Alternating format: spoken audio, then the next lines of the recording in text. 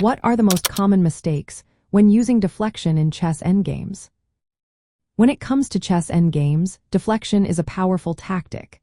But what are the most common mistakes players make when using it? Let's break this down. First, many players overlook counterplay from their opponent. They focus on deflecting a specific piece without thinking about how the opponent might respond.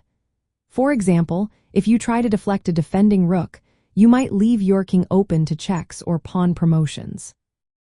Always calculate the opponent's possible threats before executing your plan. Next, failing to prioritize targets is another mistake. If you deflect a piece that is not essential to the opponent's defense, you waste valuable time.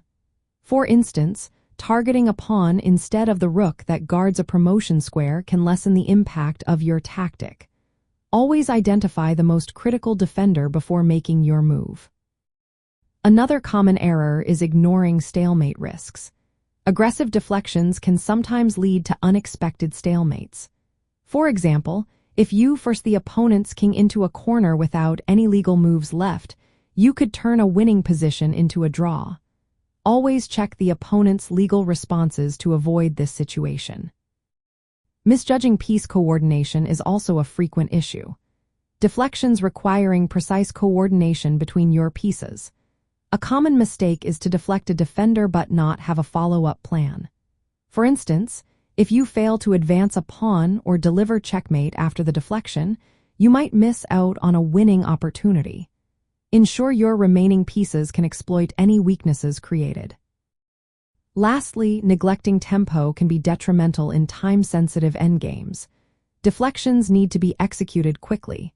Hesitation or unnecessary moves can allow your opponent to regroup. For example, delaying a deflection to promote a pawn might give your opponent time to block your advance. Always prioritize speed and precision. In practical applications, consider using deflection in pawn promotion scenarios.